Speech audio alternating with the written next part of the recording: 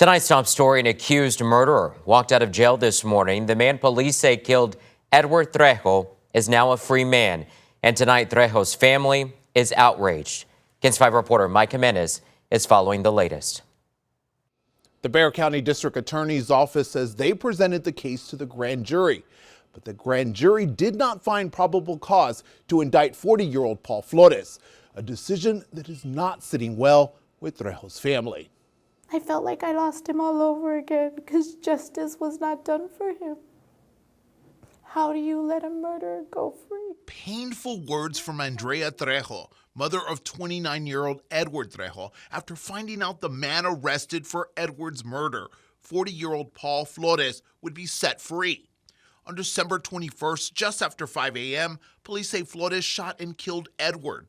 Edward was at a house party on Cincinnati Avenue near I-10 when Flores came to the home to complain about the noise. Paul Flores went to the door, was banging on the door, cursing at them and asking them to lower the music. Police say Flores started arguing with people at the party, and Mrs. Trejo said witnesses told her the people at the party asked Flores to leave. He doesn't want to leave. He's antagonizing them. He's being aggressive. He's being ugly. According to authorities, the argument turned physical, and Edward and Flores started fighting in the front yard. Paul Flores pushes my son aggressively, and my son defends himself. The fight then spilled out onto the street, according to police. My son goes behind him.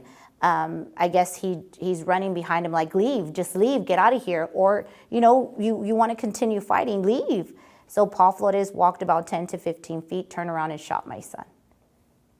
Shot my son and stood on top of his body and watched my son grasp for air.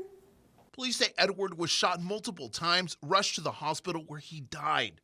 Flores was arrested for murder and a charge of aggravated assault with a deadly weapon. But earlier this week, the Bexar County District Attorney's Office presented the case to a grand jury who chose not to indict Flores. Mrs. Trejo says the DA's office told her this was a case of self-defense. So where are my son's rights? How is this called self-defense when you went with an intent? You went with a gun. You knew what you wanted.